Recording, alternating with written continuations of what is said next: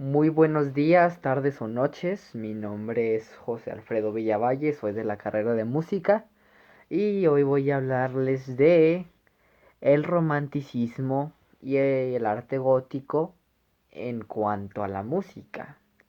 En la música, el romanticismo fue un periodo que transcurrió aproximadamente entre los años 1810 y la primera década del siglo XX y suele englobar toda la música escrita de acuerdo a las normas y formas de dicho periodo. La ópera tendió a romper o mezclar entre sí las formas establecidas en el barroco o en el clasicismo. Este proceso alcanzó su apogeo con las óperas de Wagner, en las cuales las arias, coros, recitativos y piezas de conjunto son difíciles de distinguir. Eh, Aparte de todo esto, en ese periodo del romanticismo, pues se encontraba el Beethoven, Wagner, Chopin, etcétera, etcétera, etcétera.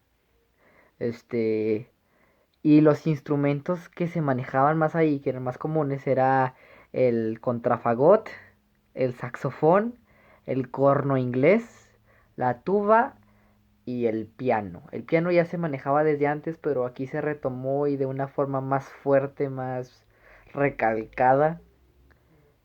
Y ya con romanticismo ya acabamos. Ahora sigue lo que es pues el gótico. Durante el periodo gótico, que fue en los siglos XIII al siglo XV, este era hasta finales del siglo XX el único contexto en el que se utilizaba la expresión.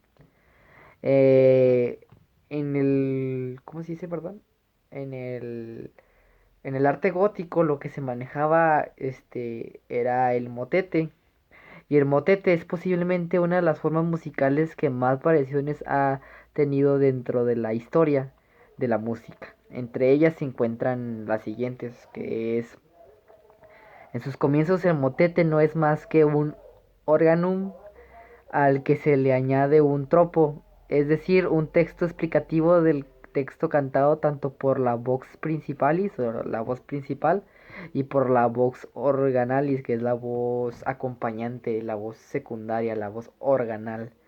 Ah, el texto cantado tanto por la voz principal como por la segunda es el mismo y su lengua es el latín. En esta primera forma el motete en cuanto forma musical añade poco al organum, pues en realidad es más bien un organum tropado. Posteriormente aparece el motete propiamente dicho y es cuando los textos cantados son diferentes, aunque dentro del mismo sentido del texto gregoriano, cantados aún en latín, pero ya con dos o más voces.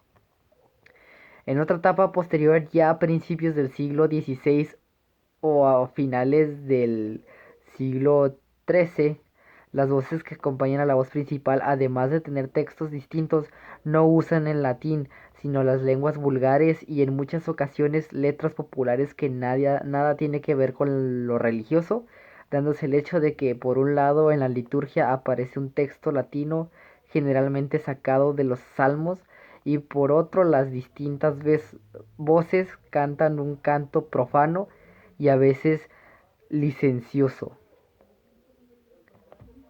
Y pues ya, esto es todo por esta parte. Yo soy José, gracias por su atención y pues nada, gracias.